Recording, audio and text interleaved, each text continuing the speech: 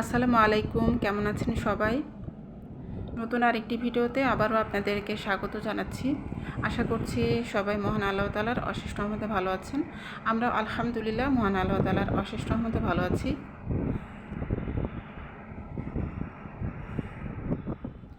আজকে আমি রান্না করব একটা সবজি, আর এই সবজির রেসিপিটা দারুণ লাগে খেতে। তো আপনারা দেখতে থাকুন, আশা করছি ভিডিওটি আপনাদের কাছে ভালো লাগবে।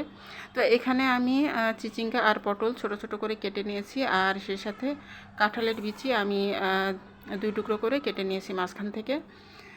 আর এই তো আমি এখন সবজিটা বসিয়ে দেব। তো ফার্স্টে আমি কড়াইতে সরিষার তেল দিয়ে দিচ্ছি, আর সেই সাথে আমি জিরা সরিষা বাটা এটাও আমি রেডি করে নিয়েছি। তো আমি এই বাটনাটাও দিব, মশলাটা। তো এখন আমি ফার্স্টে পেঁয়াজ কুচি দিয়ে দিলাম, তারপরে কাঁচামরিচ ফালি দিয়ে দিলাম। তো এখন এই তো নাড়াচাড়া করে হালকা করে ভেজে নিচ্ছি। সবজি আসলে সবজি খেতে আমি ভীষণ পছন্দ করি। তো সবজিটা এই রেসিপিটা আবার এটা ভাত কিংবা রুটি পরোটা সব কিছুর সাথেই খেতে ভালো লাগে এই সবজির রেসিপিটা। তো এখন আমি 1 চা চামচের মতো আদা বাটা, 1 চা চামচ রসুন বাটা দিয়ে দিলাম। তারপরে আমি লবণ আর হলুদের গুঁড়াও দিয়ে দিচ্ছি। দিয়ে তারপরে আমি মশলাগুলোকে তেলের মধ্যে ভালোভাবে নাড়াচাড়া করে এখন ভেজে নিচ্ছি। এই সবজিটা আসলে খেতে দারুণ লাগে। তো এটা হচ্ছে ভাত রুটি সব কিছু দিয়েই খাওয়া যায়, তো অনেক বেশি ভালো লাগে খেতে। আর এই পর্যায়ে আমি সামান্য একটু পানি দিয়ে মশলাটা খুব ভালোভাবে কষিয়ে নিচ্ছি। আর এখন আমি মরিচের গুঁড়া দিয়ে দিচ্ছি, যেহেতু কাঁচামরিচটা একটু বেশি দিয়েছি তো মরিচের গুঁড়াটা কম দিয়েছি। আর তারপরে আমি ধনিয়ার গুঁড়া দিয়ে দিলাম।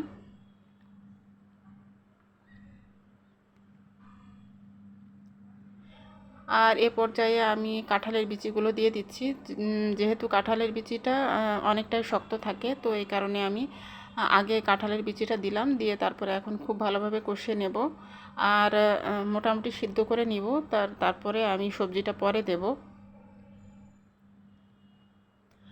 এখন এই তো আমি ঢাকনা দিয়ে ঢেকে কাঁঠালের বিচিটাকে ভালোভাবে কষিয়ে নেব মশলার সাথে। আর এ পর্যায়ে আমি ঢাকনাটা তুলে তারপরে নাড়াচাড়া করে দিচ্ছি। পানিটা শুকিয়ে এসেছে, তো আমি আরও কিছুটা পানি দেব, দিয়ে তারপরে আরও ভালোভাবে আমি বিচিগুলো কষাবো।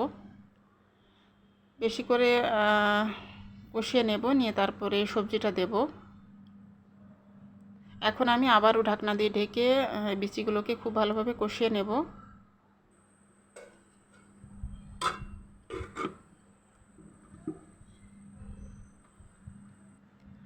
এখন আমি ঢাকনা তুলে তারপরে নাড়াচাড়া করে দিচ্ছি। আর এই তো পানিটা অনেকটাই টেনে এসেছে। আর এ পর্যায়ে আমি সবজিগুলো দিয়ে দেব। আর চিচিঙ্গা পটল নরম তরকারি, তো এগুলো সিদ্ধ হতে একদমই সময় লাগবে না। তো এখন আমি সবজিগুলো দিয়ে দিলাম। আর বিচিগুলো কাঁঠালের বিচিগুলো মোটামুটি সিদ্ধ হয়ে এসেছে, তো আমি এখন এই তো সবজিটা দিয়ে দিলাম।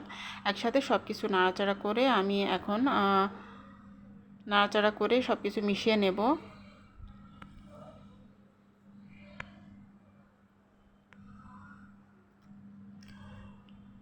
বেশ কিছুক্ষণ আমি নাড়াচাড়া করে সব কিছু মশলার সাথে খুব ভালোভাবে মিশিয়ে নিলাম। তারপরে আমি ঢাকনা দিয়ে ঢেকে রেখে দিয়েছিলাম। তো এখন এই তো ঢাকনাটা তুলে দেখে নিচ্ছি যে কী অবস্থা।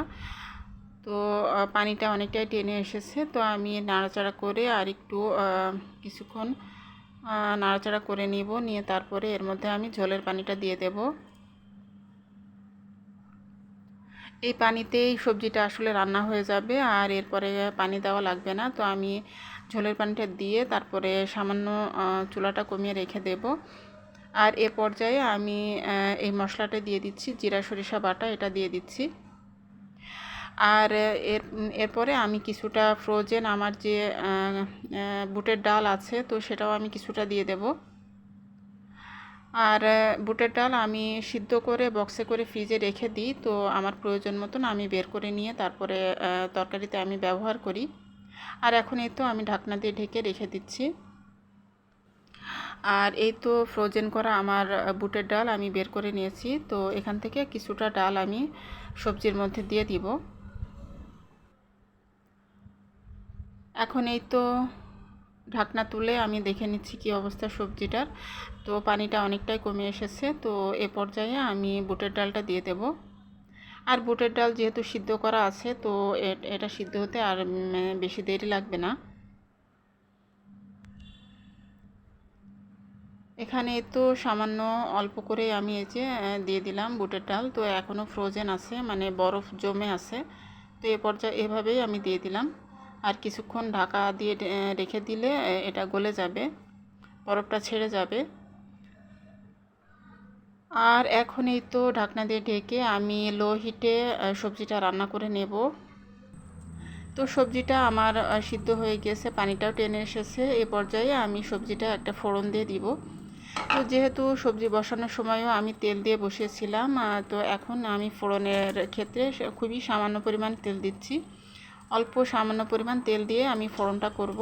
তো এখানে আমি সরিষার তেল দিয়ে দিয়েছি সামান্য, তারপরে কালো জিরা দিয়ে দিলাম আর 2টা শুকনো মরিচ দিয়ে দিলাম ফোড়নের জন্য। আর আমি এটা রসুন দিয়ে ফোড়ন দিব।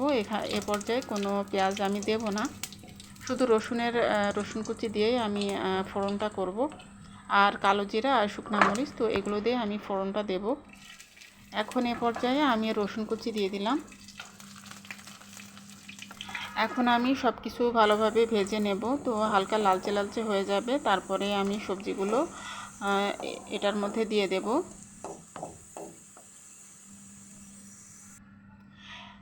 এখন এই তো আমি সবজিগুলো দিয়ে দিয়েছি ফোড়নের মধ্যে ঢেলে। তো দিয়ে এখন এই তো নাড়াচাড়া করে আমি খুব ভালোভাবে ভাজা ভাজা করে নিচ্ছি। তো বেশ কিছুক্ষণ ভাজা ভাজা করে তারপরে আমি লবণটা চেখে দেখব, দেখে তারপরে নামিয়ে ফেলবো। তো এই তো তৈরি হয়ে গেল আমার মজাদার পাঁচমিশালি সবজি, নিরামিষ সবজি রেসিপি। তো এই রেসিপিটা আপনাদের কাছে যদি ভালো লাগে তাহলে আপনারা চাইলে এভাবে করে ট্রাই করে দেখতে পারেন। আর পাঁচমিশালি সবজির এই রেসিপিটা আসলেও খেতে অনেক বেশি ভালো লাগে। তো তৈরি হয়ে গেল মজাদার আমার পাঁচমিশালি নিরামিষ সবজি ভাজি রেসিপি। তো আপনাদের কাছে রেসিপিটি কেমন লেগেছে আপনারা চাইলে কমেন্টের মাধ্যমে জানাতে পারেন। আর নতুন আপু ভাইয়ারা যারা আমার চ্যানেলটি ভিজিট করবেন, তাদের কাছে যদি আমার ভিডিও একটু ভালো লাগে তাহলে আপনারা চাইলে আমার চ্যানেলটি সাবস্ক্রাইব করে আমার চ্যানেলের একজন সদস্য হয়ে থেকে যেতে পারেন আর আমাকে একটু সাপোর্ট করতে পারেন। তো এই সবজিটা ভাত কিংবা রুটি পরোটার সাথে খেতে ভীষণ ভালো লাগে। আর যেহেতু আমি বুটের ডালটাও দিয়েছি, তো সকালবেলা নাস্তার জন্য যখন আমরা রুটি অথবা পরোটা তৈরি করি, তো সেটার সাথেও খেতে কিন্তু দুর্দান্ত লাগে। আর আমি খেয়েছিলাম পরোটা দিয়ে এই সবজি দিয়ে, তো অনেক বেশি মজা লেগেছে আসলে। তো এই ছিল আজকের মতো আমার ভিডিওতে। তো আজকের মতো এখান থেকে বিদায় নিচ্ছি। আপনারা সবাই ভালো থাকুন, সুস্থ থাকুন। আল্লাহ হাফেজ, আসসালামু আলাইকুম।